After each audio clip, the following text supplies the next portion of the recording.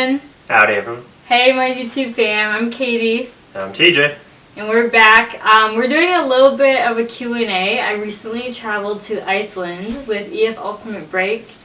And so just to prevent me from just rambling about the trip, I brought on TJ to ask me a few questions so we can kind of do more of a Q&A style.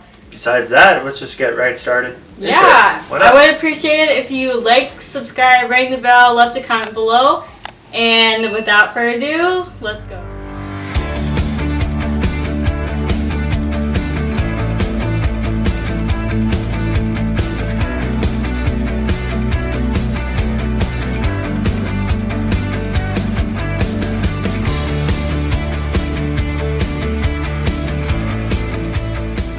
Foremost, what was the one thing that you liked about going to Iceland? I was honored to go to Iceland. I went on a ambassador's trip through EF Ultimate Break. We have some of the ambassadors who basically promote the company. Going on the trip to get content, to share about the trip, to promote the company. I loved going to Iceland. It's never really been on my bucket list before, but I totally recommend anyone. Awesome. Yeah. It's so beautiful. It's very different from winter versus summer. There's a lot more things you can do in the winter versus summer. It's like two different worlds, so. Excellent. Yeah. Okay. I would say, okay, well, I take it you went during the winter time. Yes. Okay. Early March. I'm going to say early spring. Yeah. Okay. What would be some things you would recommend people to pack if they're going at this time? Mm-hmm. The time you went as well? That's a good question. I recommend definitely a pretty good packing list. You don't have to go overboard. Definitely like cute sweaters like the one I have on now. Some things that I never heard of before that I absolutely hands down recommend to bring. You can get basically everything off of Amazon. I recommend these snow pants types of basically pants. They're not snow pants though, but I have them there if you want to grab them. I'm going to say no advertising. No, I'm not. Publicity here. No.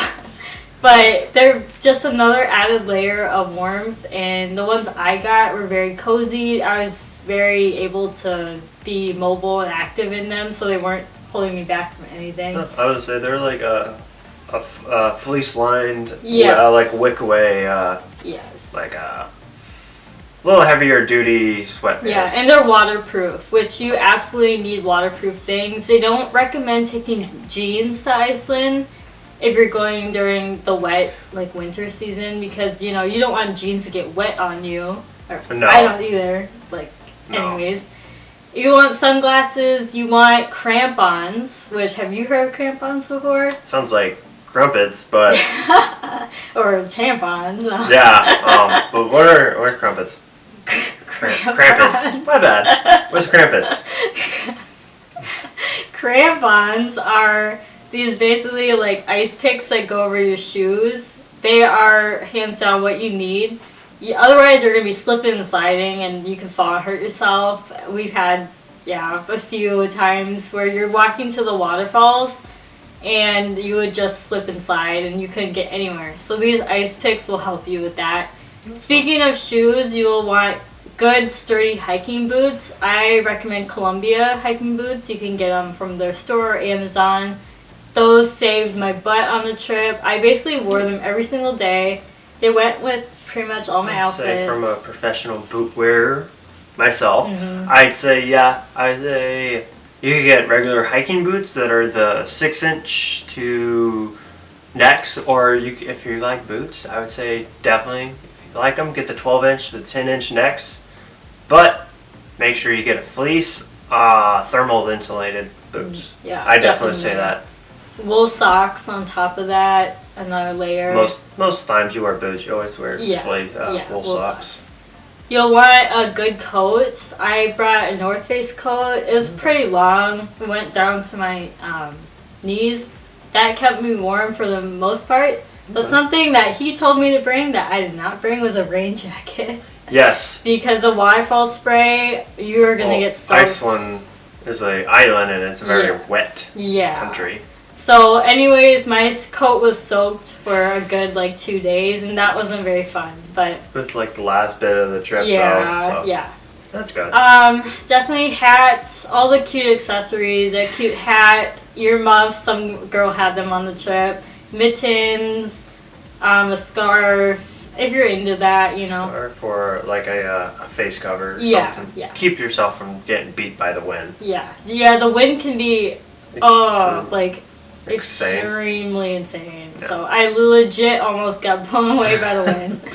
Awesome. Okay. So due to this being post-COVID now, what's some documentations we need to travel to Iceland now? Yeah. So for documentation, For America. So EF Ultimate Break requires their travelers to have a negative COVID test before departure to Iceland, and anywhere you travel these days, really. But you know, Iceland, a few days before we went, which was early March, they actually canceled. You don't need any proof of a COVID test to get into the country. You do, though, need a negative COVID test to get back to America, though. And EF Ultimate Break covers that if you travel with them. Awesome. Otherwise, documentation, not a whole lot. You just go through the regular customs in the airport, on the airplane. Okay. But yeah, nothing like Kenya was. Yeah, I was gonna say that was. Yeah. Okay. Oh, that's awesome. What couple of things that you liked? What's in the city? What would be some things you saw and you would think other people would see, from culture to food? Yeah, so basically the city of Reykjavik is so adorable. It's just small and quaint. We flew into there. We mainly stayed around the Reykjavik area. We did not do the Ring Road, which is the whole road of Iceland. We just didn't have the time. But we will love to. I recommend the cute, just local, we are big on supporting local businesses, local bakeries and coffee shops. There is one that you must go to if you go, Broad and Company. They have the best cinnamon rolls and chocolate croissants ever. Yeah. There's a lot of cute coffee shops. People speak English in Iceland. They also do Icelandic.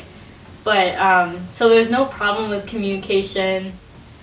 Is Reykjavik the capital, or is it just the regular city? Is it one of the biggest cities? Reykjavik is the capital, and I'd say a big city. Okay. Yeah. Is it the biggest out of the whole country? Yeah, it's okay. Yeah. Awesome. Yeah. So I'd say there's a lot to do. There's a good amount. Okay. From outdoors to indoor scenery. Yes, and you must stop by the large church in Iceland. It has beautiful organ pipes. It's, I believe, the largest in the world for organ pipes. Our organist was actually, I don't know if that's the right word, organist. Organ player. He was there, and he only comes to practice a few times out of the year, so we were lucky to see him. And it was beautiful. Awesome. You also must go to Iceland. They're known for their lamb hot dogs. Amazing. I'll attach pictures around in this video. Yep, local coffee and bakeries. Yeah, I was going to say most of Iceland, they're a very capitalist country because they do a lot of their own things. Yes. Because they're a fishing country as well. Yes, definitely. Yeah. And they create a lot of their own clothing from wool. Yep. So. Yeah, and I think if you wanted to explore the Ring Road, I had a few of my people on the trip explore Diamond Beach. Ooh. And a Navy plane crash that happened. No one died, but the remains of the airplane still there. They explored the Sky Lagoon, Secret Lagoon. Yeah, that's mainly when you do the Ring Road. There's beautiful scenery everywhere. Iceland's known for over 10,000 waterfalls. Wow. We only went to 3 or 4. So we barely even touched the surface. But awesome. I would say in the winter versus summer, you can see a bunch of different things. You can do different things. The winter, it's more of touristy, like go visit frozen waterfalls. We went to the Blue Lagoon, which I totally recommend. It was amazing. It was not overrated, like people say. So for someone that's never been, what is the Blue Lagoon? So the Blue Lagoon is a geothermal, basically like a hot spring, and they basically, in the summer, you can see a bunch of the volcanoes and lava, so that's how with the lava tunnels underneath. That's how they get their hot spring water to create in the Blue Lagoon. It's 96 to 100 degrees Fahrenheit, so it's perfect like bathing water. Like hot tub weather. Yeah. Okay.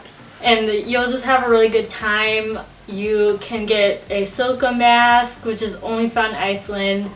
You can get robes and towels and slippers with your package. It really depends on what your package is, how long you're going to stay there for. Mm-hmm. But you can get a drink. They have like a bar and a little they split off into a bar and to get your mask. But yeah, it's wonderful. Awesome. I loved it. That's awesome. Yeah. I'd say. And then also in the summer you can go whale watching. Yes. You can I feel like you can be outside a little more. Like I wasn't super cold on the trip, but in the summer you can obviously be outside more and enjoy it. Yeah, I'd say I take it there's a lot to do in Iceland outdoors. There's a lot. Versus the Absolutely. indoors. You want to totally be outdoors when you go, obviously. Awesome. The Northern Lights, I didn't get to see them unfortunately, but some of my group members on the trip did who stayed later or came earlier.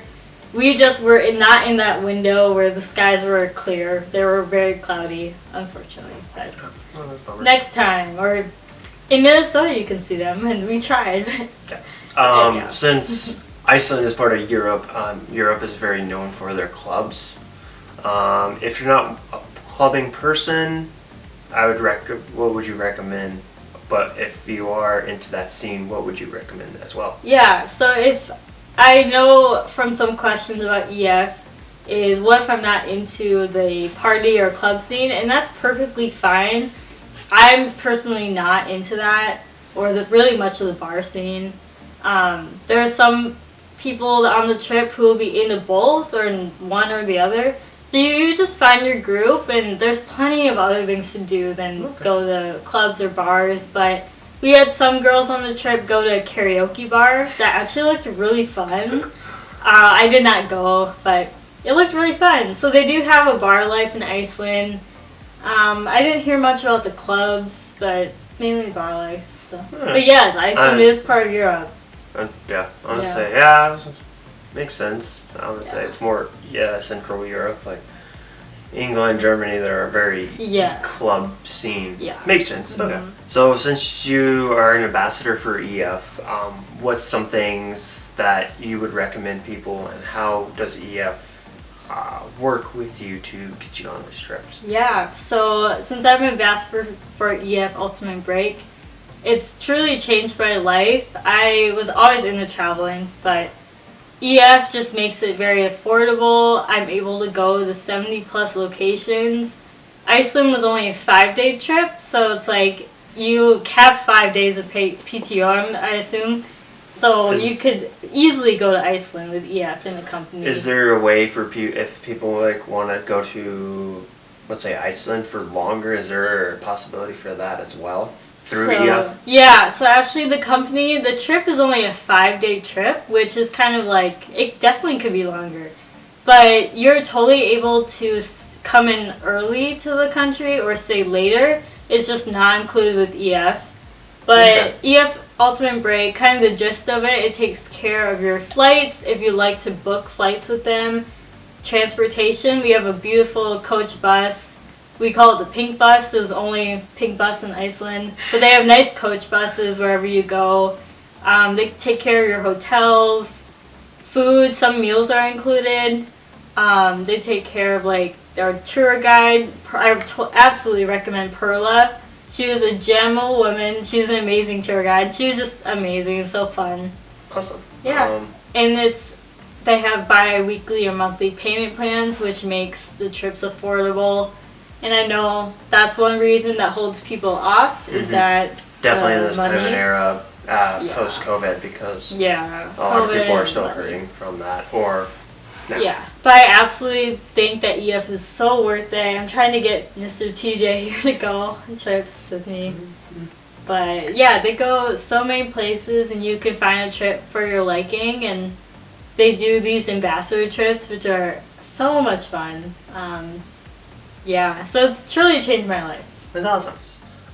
Sometimes you're going on your own and not knowing people. Do you really connect with the people, or is it like a hit or miss type of thing? Yeah, so you will meet new people. If you don't know them before, you'll meet them. What's really cool about EF is before you depart on your adventure, you have a Facebook group where you can basically know who's going on your trip. You can chat with them beforehand. If you form a connection with them without even meeting them really, you can decide to room with them. If you call them, they'll help you get that set up. You know who your trip coordinator is, so you can always chat with them, ask any questions, and then as the time of the trip approaches, your trip coordinator will say like, hey, do not forget to pack XYZ. Your tour guide will even pop on. We got to meet Perla virtually a few days before we left, and she's just getting us hyped for the trip. That's awesome. Yeah, and then obviously while you're in Iceland, for example, you will totally meet people. You'll find your group. It might take a little bit. I know I'm super shy naturally. So, but I felt like I found my group. There were 5 girls who actually went to Belize with me. If you check out my Belize video up above, and that helped a lot. So you'll make friends, and you'll make friends you want to travel with again. So That's awesome. yeah. Okay. Is there, since you're an ambassador, and I know you told me you have a QR code or something like that, that people can use that discount for their trips as well? Yes, yeah, you're right. Yeah, so since I'm an ambassador for the company, I actually have a promo code. EF has many sales throughout the year. Their Black Friday is huge and massive sale where you can get bomb discounts. Like half to almost third of it gone? Yeah, some of it. It depends on where you go. What trips there? Yeah. Okay. But I also have a code for $100 off your very first trip traveling with the company.